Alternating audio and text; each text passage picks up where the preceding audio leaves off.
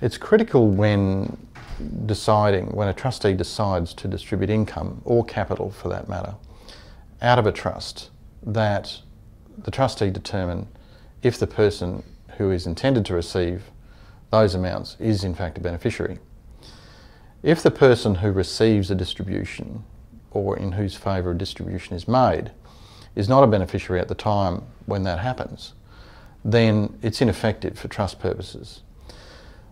From a taxation point of view, what that means is that the trust income or trust capital has not been distributed effectively.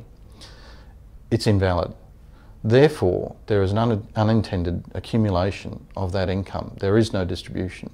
The trustee will pay tax on that amount at the highest marginal rate.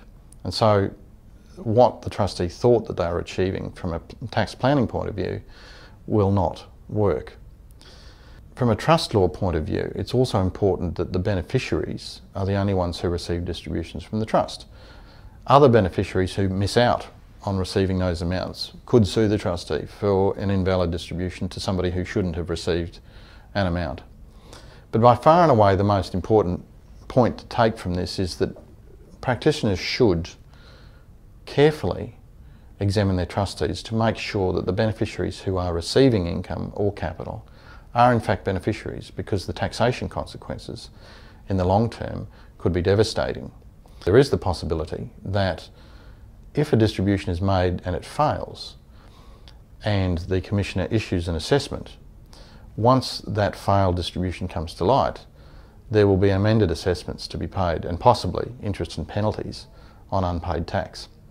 And so the first point before distributions are made or resolutions are passed by the trustee each year is to determine that those people who are intended to receive those amounts are in fact beneficiaries. We've had instances where, for example, a principal of the trust has remarried and his new wife is assumed to be a beneficiary, but she's not, and she's received distributions, invalid, and there have been reassessments issued in those cases that we are aware of.